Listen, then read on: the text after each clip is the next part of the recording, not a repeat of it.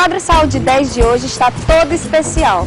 Fizemos uma entrevista fantástica com o Dr. Pedro Henrique Saraiva Leão, proctologista do Hospital São Carlos, e uma entrevista com o Dr. Antônio Mourão, que é psiquiatra, e ele fala sobre comportamentos dos jovens e o aumento da violência no nosso Brasil. Veja!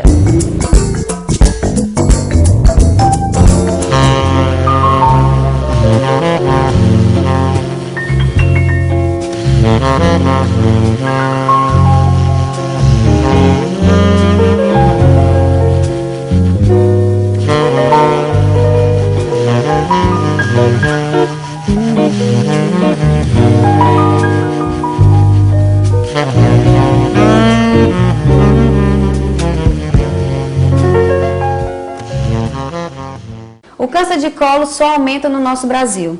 Hoje vou conversar com o Dr. Pedro Henrique Saraiva Leão, que é um grande médico proctologista e também escritor.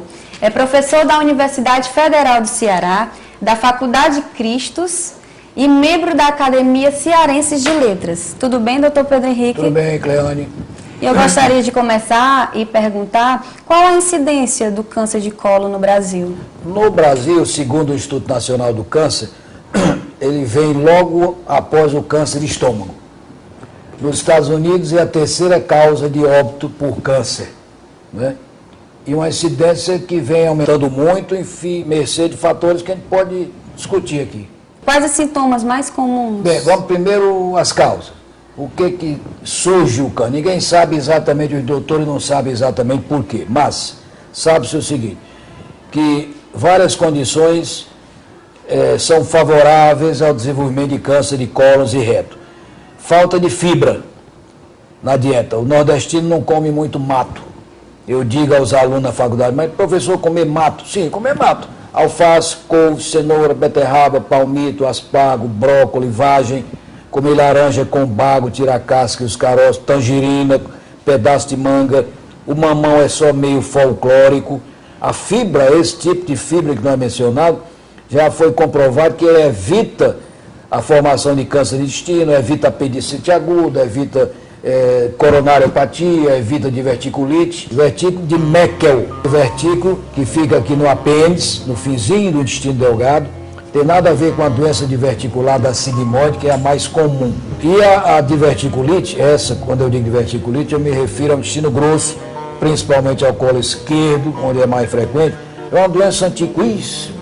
Isso veio de Cuvier, na metade do século XIX, vem sendo estudado, né? Que é uma doença que também se evita e modernamente trata-se ou retarda-se o desenvolvimento comendo fibra. A fibra que diminui o desenvolvimento, retarda o desenvolvimento dos divertículos. Além da falta de fibra, excesso de gordura da alimentação. Modernamente estuda-se a possível causa seria um consumo maior de açúcar refinado. Outras causas predisponentes, as doenças inflamatórias do intestino, as colites, deixadas sem tratamento durante muito tempo, e os pólipos ou pólipos, né? Mais ou menos 90% do adenocarcinoma do intestino origina-se em pólipos ou pólipos. E só para o público entender, o que são esses pólipos? Pólipos são pequenos crescimentos. Começa você, pela colonoscopia, você descobre, são uns mamilos pequenininhos, como se fosse uma espinha aqui no rosto, mais ou menos do mesmo tamanho, dentro da lua e do intestino, e pela colonoscopia nós vemos até aqueles menores de 1 centímetro, que vão crescendo com o tempo, né?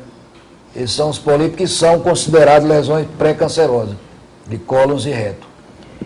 E há duas doenças, ainda a respeito de pólipo, existe a polipose familiar crônica, que é uma doença que predispõe ao câncer dos cólos e reto, e existe também uma HNPCC, o síndrome de Lynch, LYNCH, que é o câncer de colo hereditário sem pólipos, não polipóide. Isso nós já sabemos que, comprovadamente na literatura e na experiência de cada um, que em torno de 20% desses tumores malignos do câncer, maligno dos cólons e do reto, tem origem genética. Então, isso é a primeira dedução disso. todos aqueles indivíduos que na família tiveram antecedentes, ou vovô, vovó, tio, primo em primeiro grau, que tiveram pólipos ou câncer de colo, eles são obrigados a se submeterem à colonoscopia. O tratamento curativo do câncer do reto é feito mediante a amputação do reto, o sacrifício total do reto e da musculatura perianal, transformando-se o paciente no colostomizado, quando é do câncer do intestino grosso, ou ileostomizado, quando é o íleo terminal que vem para a pele. É uma colostomia definitiva, também chamada de ânus contra natura, né? É uma operação enorme. Então, em 75, após ter ficado 2 anos no Hospital São Marcos, em Londres, que ainda é a meca da proctologia no mundo, embora tenham surgido vários hospitais famosos nos Estados Unidos, mas Londres é a meca. Já havia isto lá há algum tempo, esses clubes de ostomizados.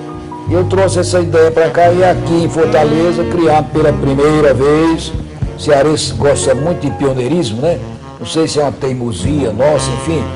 A Academia Cearense de Letras é a primeira, a abolição da escravatura e várias outras coisas. Aí nós criamos em 75 o primeiro grupo que reúne esses pacientes. Depois veio São Paulo, depois veio o Rio de Janeiro, enfim, os outros. E é uma coisa que fantástica para eles, uma experiência muito interessante. Os ostomizados.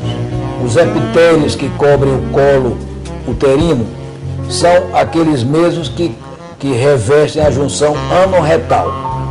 Então, se você perguntar se a paciente que tem um câncer de colo uterino estaria mais propensa a ter um câncer de canal anal, talvez, mas de qualquer maneira seria uma coisa, isso não é ainda confirmado muito em medicina, mas não há uma propensão direta, porque teve câncer de colo de útero, ter câncer de intestino grosso, não. Sexo anal não dá câncer de colo, câncer de reto, não. O que se observa, principalmente 57, 58 para cá, quando a AIDS surgiu no mundo, é que a relação ano-retal pode inocular o vírus da AIDS, né? Mas câncer, propriamente, não. Doutor, eu queria saber, até para explicar para quem está nos assistindo, o que é hemorroida? Hemorroidas são as dilatações das veias do reto. Existem dilatações das veias das pernas, né, principalmente em mulher. Então, as hemorroidas são as varizes, as varicosidades das veias retais. E eu sei que, além de médico, de um grande médico, você é um escritor. E o senhor pode falar qual a sua maior paixão? É pela medicina ou pela literatura? Pergunta difícil. É como eu tenho 3 filhos, de qual o senhor gosta mais? Eu não sei. Né? Eu gosto da mesma maneira de todos eles. E, como nós falávamos aqui em off, aquela frase do Chekhov é muito ilustrativa, né? Que era um teatrólogo famosíssimo e médico. Ele dizia que a medicina era a mulher dele, a esposa, e a literatura a sua amante. Né? E eu venho dividindo o meu tempo entre ambas, quer dizer, 50, um pouco mais de 50 neste consultório, fazendo colonoscopia lá no 2º andar, operando aqui, redigindo os artigos mensais, temas médicos para o Jornal O Povo e preparando as minhas aulas para a Faculdade Cristos. Literatura, cuidando, atualmente eu sou presidente da Academia Cearense de Letras com muita honra e vou tocando aquilo com muita dificuldade, mas está indo. E o senhor é escritor de grandes livros, né, que eu estou vendo. Tenho 7 de poesia e 6 de medicina, né?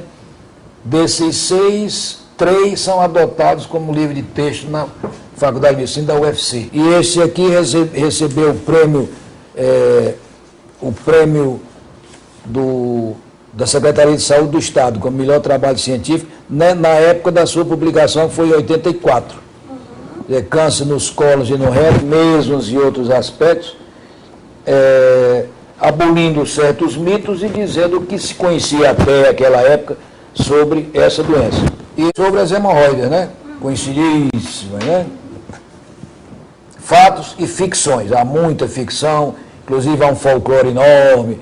Eu falo tudo isso aqui. Dr. Pedro Henrique, é uma honra entrevistá-lo e o programa Corpo e Estilo agradece a sua participação. Prazer e honra nossos.